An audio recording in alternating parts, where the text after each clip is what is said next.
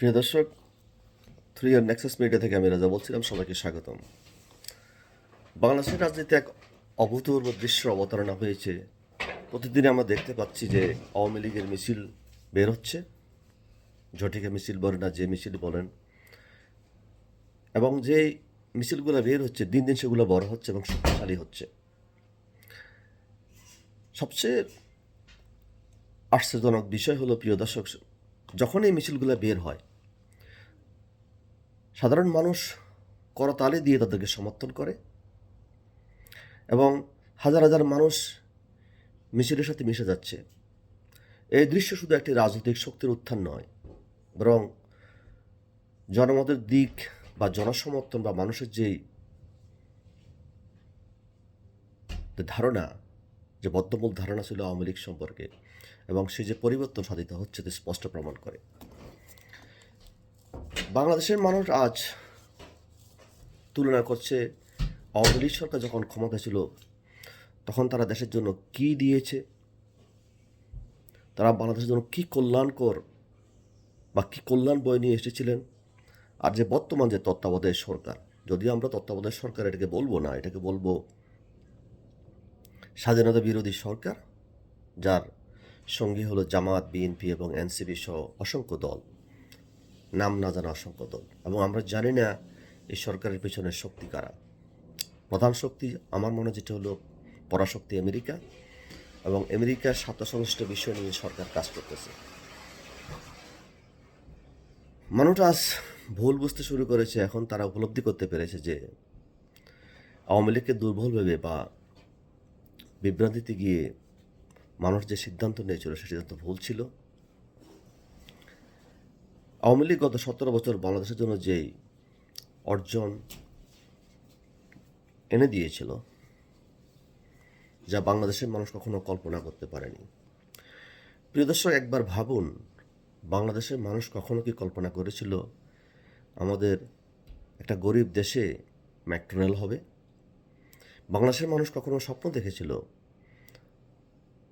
এখানে metro rail হবে, express highway হবে এবং যমুনা ব্রিজের মতো ব্রিজ হবে, যেটা খুবই ব্যয়বহুল এবং বাংলাদেশের জন্য একটা স্বপ্নই বাস্তব নয়। কিন্তু সেটাই গত আওয়ামী লীগ সরকার করে দেখিয়েছে। তারা বাংলাদেশের মানুষকে স্বপ্ন দেখতে শিখিয়েছে। শুধু স্বপ্ন নয়, স্বপ্ন যে বাস্তবায়ন করা যায় সেটা আওয়ামী লীগ প্রমাণ করেছে গত 17 বছরে। হ্যাঁ, তাদের যখন সরকার পরিচালনা করে সবারই দোষ থাকে, সবারই ভালো দিক থাকে, খারাপ দিক থাকে। ইলেকশন নিয়ে অনেকেরই দ্বিমত রয়েছে, আমারও দ্বিমত রয়েছে। বাংলা আওয়ামী লীগের আমলে যে ইলেকশনগুলো হয়েছিল সেই ইলেকশনগুলো অংশগ্রহণমূলক ছিল না, বিশেষ করে 2024 এবং 2018 সালে। কিন্তু তার আগে যে নির্বাচনগুলো হয়েছিল সেগুলো অংশগ্রহণমূলক ছিল। সেই নির্বাচনে বিএনপি, জামাত অংশগ্রহণ করেছিল। এবং যদি আওয়ামী লীগকে দোষারোপ করা হয় তাহলে সেখানে জামাত এবং বিএনপিকে দোষারোপ করতে হবে, কারণ তারাও ওই ইলেকশনে অংশগ্রহণ করেছিল। কিন্তু বর্তমানে আমরা যেই দৃশ্যটি দেখতে পাই, প্রিয় দর্শক, এই যে সরকার, তত্ত্বাবধায়ক সরকার বা যৌথ সরকার বলেন, গত 1 বছর ক্ষমতায় ছিল, তারা বাংলাদেশের জন্য কী কল্যাণ বয়ে নিয়ে এসেছে। বাংলাদেশের কোনো প্যারামিটারে বলেন, অর্থনীতি বলেন, মানবাধিকার বলেন, দুর্নীতি বলেন, সুশাসন বলেন, কোনো কিছু তারা ভালো কিছু বাংলাদেশের জন্য উপহার দিতে পারেনি, যেটা আওয়ামী লীগ থেকে আমরা বেটার মনে করি। জনগণকে স্থিতিশীলতা দিতে তারা ব্যর্থ হয়েছেন, তাদের মনোবাসনা পূরণ করতে ব্যর্থ হয়েছেন।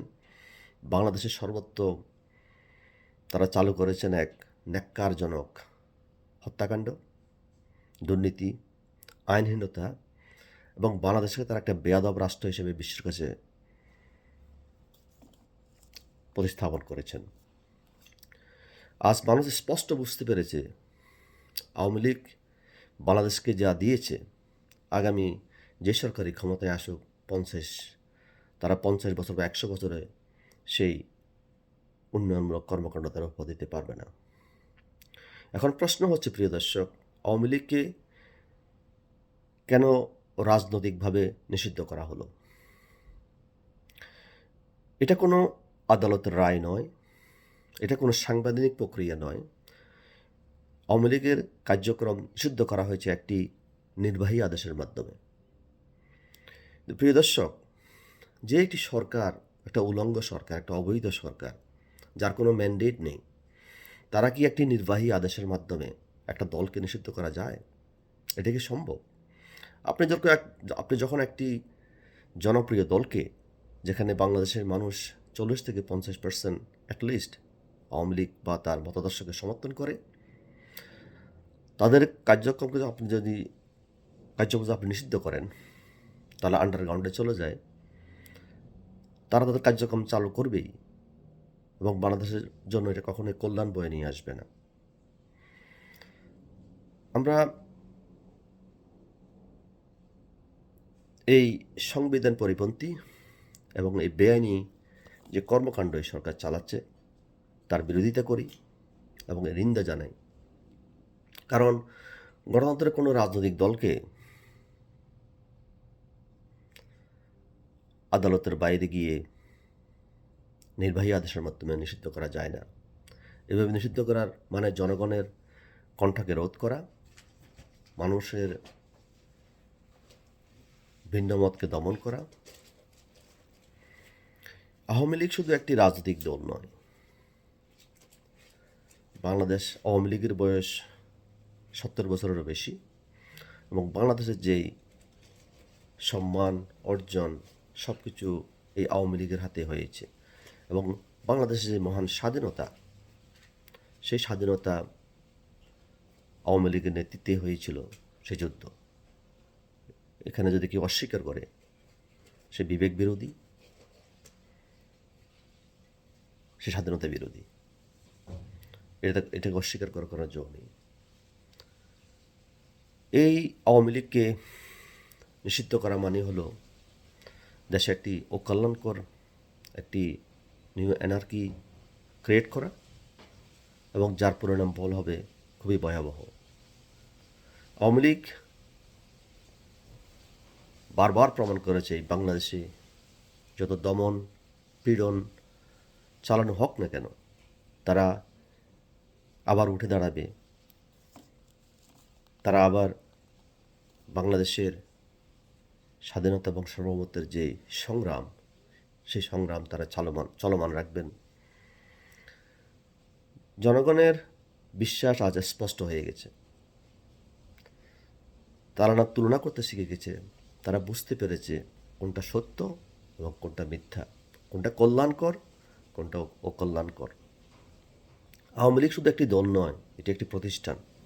এটা বাংলাদেশের অগ্রযাত্রার প্রতীক, বাংলাদেশের সব গৌরবের প্রতীক এবং গৌরবের পাশাপাশি তাদের কিছু বদনামও রয়েছে, সেটা সবারই থাকে।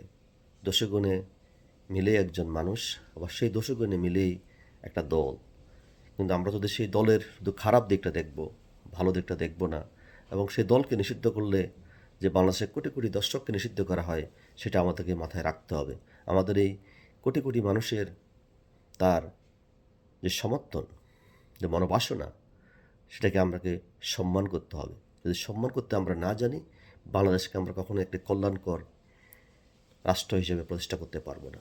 এখানে থাকবে শুধু বিভেদ, এখানে থাকবে শুধু অকল্যাণ, এখানে থাকবে হত্যা, খুন এবং একটা বেয়াদব রাষ্ট্র বা একটা অকল্যাণকর রাষ্ট্র হিসেবে সারা পৃথিবীতে এটা সমাদৃত হবে। এই আওয়ামী লীগ, আমি দৃঢ়ভাবে বিশ্বাস করি তারা আবার ফিরে আসবে এবং আরও শক্তিশালী হয়ে এবং জনগণের সমর্থন নিয়ে, যেটা তারা বারবার প্রমাণ করেছে এই বাংলাদেশে। আর সেই প্রত্যাবর্তন হবে বাংলাদেশের স্বাধীনতা, বাংলাদেশের সার্বভৌমত্ব এবং উন্নয়নের সুরক্ষার জন্য। প্রিয় দর্শক, আজকে এই পর্যন্তই। আমাদের সঙ্গে থাকুন, আমাদেরকে সমর্থন করুন। আবার দেখা হবে আর একটা ভিডিওতে। Thanks for watching.